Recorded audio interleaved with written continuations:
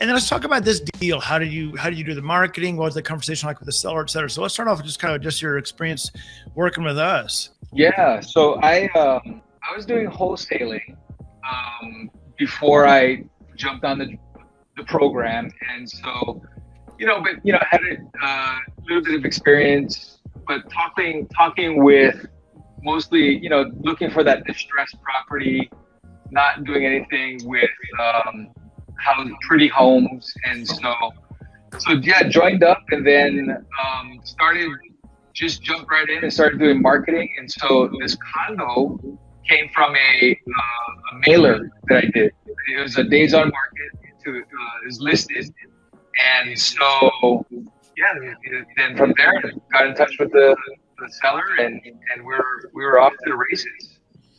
So you were looking at over 30 or over 60, I assume, on the days on market. Okay. And then you sent, since it's a condo, what type of mail piece did you send? That mail piece, it was the trifold brochure. Okay. Yep. Yeah. All right. And so you sent that. So walk us through what is the next thing then? Because this is where people go, oh my God, what happened next? I'm going to guess this seller called you. Yep. So the seller, he called, and he wanted to know a little bit more about what it is that I'm doing, and so just walked him through real basic the process and what we're trying to do, and finding tenant buyers, and he can get what he's asking for, and so that was very attractive to him. He was pretty warm by the time he called me in terms of wanting to get this done. And so I haven't even seen the place, never been there, never been to the condo, just did this all over the phone and email with him. So but yeah, so that was the next step, was just to get on the phone and have a conversation and see where he was at. I'm gonna go to Joe for a second here. So Joe, you work with Mike, correct? You're you're Mike's coach, right? Mm-hmm. So I'm gonna, from the coach's perspective, walk us through kind of how this worked up into this point.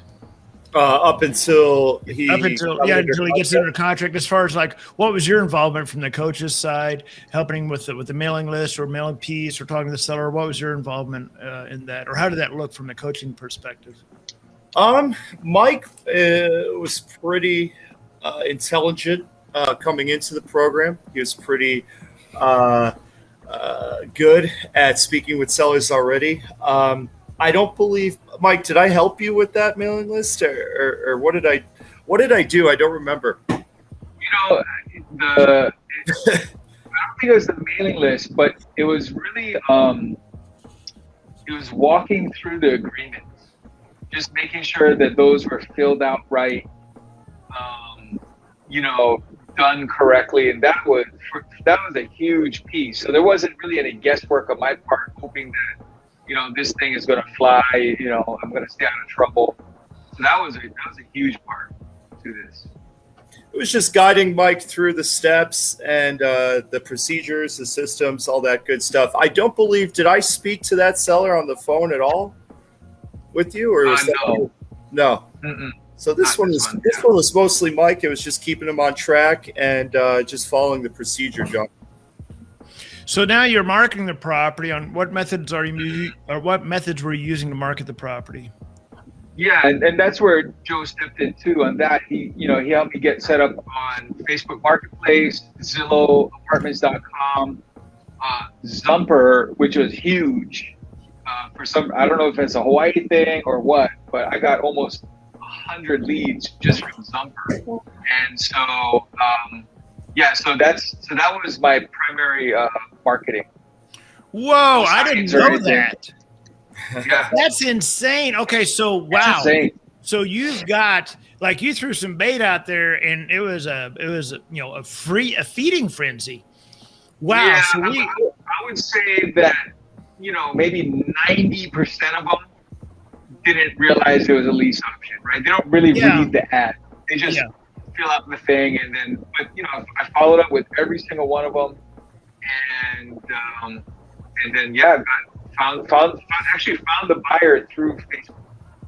So next time, now that I get it that you got that many people through Zumper, but then a lot of them, 90% or whatever, were not, they were like, oh, I just wanted to rent.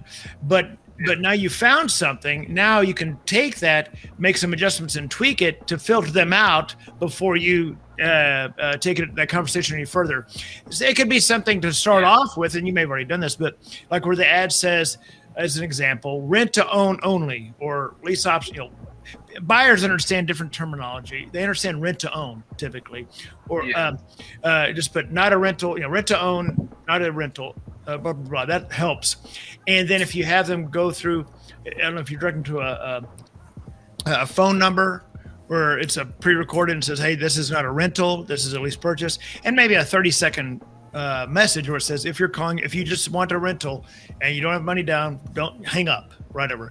If you do want to rent to own, leave your name and number. I will call you back within 3 hours or whatever, something, and start to filter them that way. But that's great. That's fantastic.